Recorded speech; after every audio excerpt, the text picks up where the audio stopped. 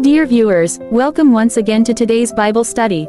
Before we begin, I want to remind you to subscribe so that you do not miss tomorrow's Bible study. Tomorrow's message will be powerful, deep, and life-changing, and I don't want you to miss a single moment of it. So please, subscribe now and stay connected. The story we are studying today is one of the most miraculous moments in the ministry of Jesus Christ. It takes us to a lonely wilderness, a place where the land stretched wide, the air was dry, and the people were gathered in great expectation. They had been following Jesus, listening to his teachings, drawn by the power and authority in his words. The crowd was massive, over 5,000 men, not even counting women and children. People had left their homes, their villages, and their work just to hear Jesus speak. They wanted more than bread for the body, they wanted food for the soul. But as time passed and the day grew long, their hunger for physical bread could no longer be ignored. The disciples began to notice the need. They looked at the vast crowd and saw weary faces, tired children, and people fainting from hunger.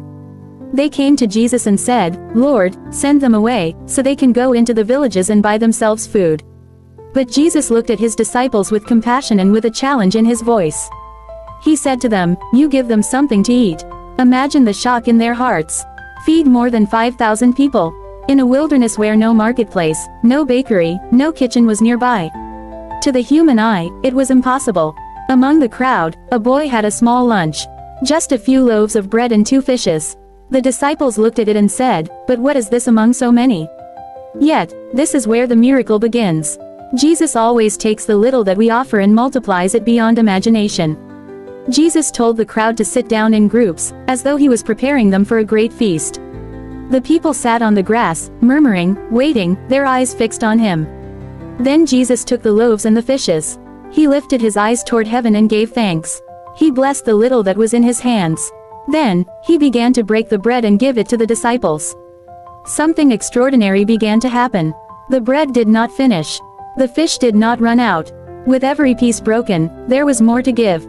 With every hand that stretched out, there was enough to fill it. The disciples kept distributing, moving among the people, and still the baskets remained full. And so it was that more than 5,000 people ate and were satisfied.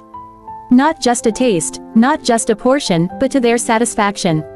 Hunger turned to joy, despair turned to amazement, and the wilderness turned into a banquet hall of God's glory. When all had eaten, Jesus commanded the disciples to gather the leftovers. And when they did, 12 baskets full of fragments remained, more food at the end than what they had at the beginning. This miracle was not just about bread and fish. It was a revelation of who Jesus truly is. He is the bread of life. He is the provider who can meet not only the